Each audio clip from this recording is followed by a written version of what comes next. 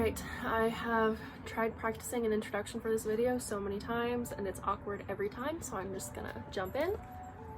Here is my box. Very colorful, lots of glitter. I'm gonna start out by just going through and explaining my modalities, learning styles, and how I represented them on my box, and then I'll go through and show like all the sides, inside, the bottom. I represented my strongest modalities, visual and tactile. Obviously visual, the colors, that was a huge thing for me, making sure that I expressed myself thoroughly using all of the colors. And then tactile, I'm very hands-on. I need to actually do something to learn. So I have little clouds that you can touch, a little bit of a texture here, it's all layered. And then I'm primarily right hemisphere oriented. I respond to people's emotions, I react on my emotions. I use a lot of gestures. I also represented that over here with all of the hands. Again, very visual and kind of random. I mean, there's not really a theme for the whole box. Every side is very different. And then as far as clumpers, and between clumper and stringer, I'm pretty even between the two. As far as clumper, again, emotions, I'm very intuitive, spontaneous. I get distracted very easily. And I respond well to pictures. And then as far as stringer, I also have a very organized way of thinking. I represented it on the back here. In my mind, a stringer is more organized, more calm. And so like, drew very calm landscape right here, a well-lit environment, and then I represented a clumper as kind of chaotic. But I do well in both calm situations and chaos. And then my strongest intelligence is naturalist, and I represented that in multiple. I think the power just went out briefly. Maybe it'll stay on. I have a landscape over here, again on the back. I have a little earth right there. I worked for the National Park Service for a while, and I'm just constantly outdoors. That's where I feel like I can clear my mind and process emotions. And I feel like that translates well for like being around people. I can read the room really well. I just am very aware of my environment. And then also interpersonal, I understand others really well, seeing things from other perspectives. So I used eyes on here a lot. There's another one over there. Yeah, and then also visual was tied with interpersonal, so very artistic, as you can tell. I can think of an idea in my head, an image, and I can recreate it. And then my done learning factors, all of the little landscapes that I did, I tried to represent in the morning. So like, this is a big sunrise back here, sun right there. That's kind of like early in the day, I think. So I work best earlier in the day. I feel like as I go throughout the day, my mind gets really cluttered and it's harder for me to focus. And then my area that I can work in, very like calm. I mean, again, it can be calm and organized, or it can be chaotic. I'm pretty diverse in my learning environments. And then I work really well with others and individually. So like on this side, again, I have a lot of hands, there are a lot of people, a lot of things involved. And like on this side, I just have one person. And then I am an ENFP. So E, extroversion, I work really well with other people. I understand other people really well. And intuitive, I prefer to see things from the big perspective, big picture, and then we'll go through and like look at the details after that to find meaning, but I like seeing the big picture. Feeling emotions. I feel things very deeply, and I can see things from other people's perspectives really well. And I think it's really important to me to make sure that other people are seen and heard and feel valued. And so it's really important to me to kind of go that extra step to understand people. And then perceiving, I'm just very flexible, spontaneous. Yeah, I think that's all of those. So on the outside, on this side, this is very much a natural environment. I have a little picture of a girl holding a heart, the feeling. And then I feel like the intuitive, and even for my naturalist, just being very aware of my environment. And over here I have a little picture of a girl. She's hugging herself in the mirror, and just having a really strong connection with my emotions, and how I'm feeling. And I feel like when I have the best understanding of myself and how I'm feeling, I can help others better. A little plant, and then this side, lots of hands. I recently moved to the area here from Oregon, and when I was back home, I've been working 2 to 3 jobs for 5 years now. So the way that I present myself to the world, I'm very busy, like I am always doing something.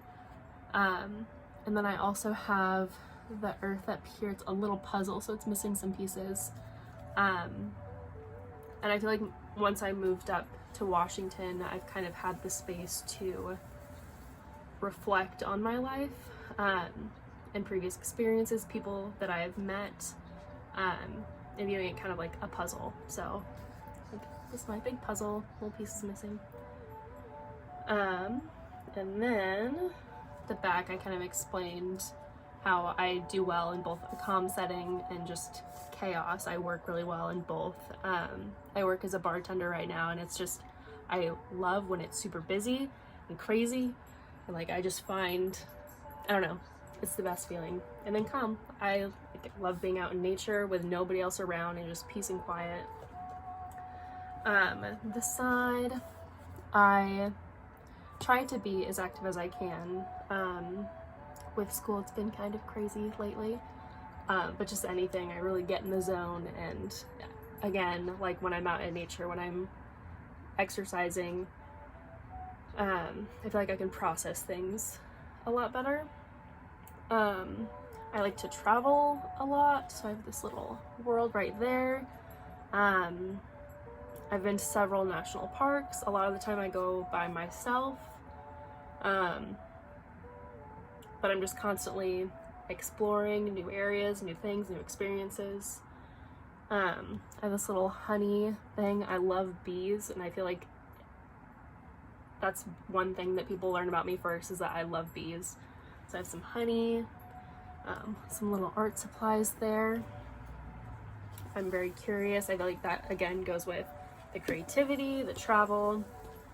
And then as far as my inside of my box, I'm a pretty open person, so that's why it's open.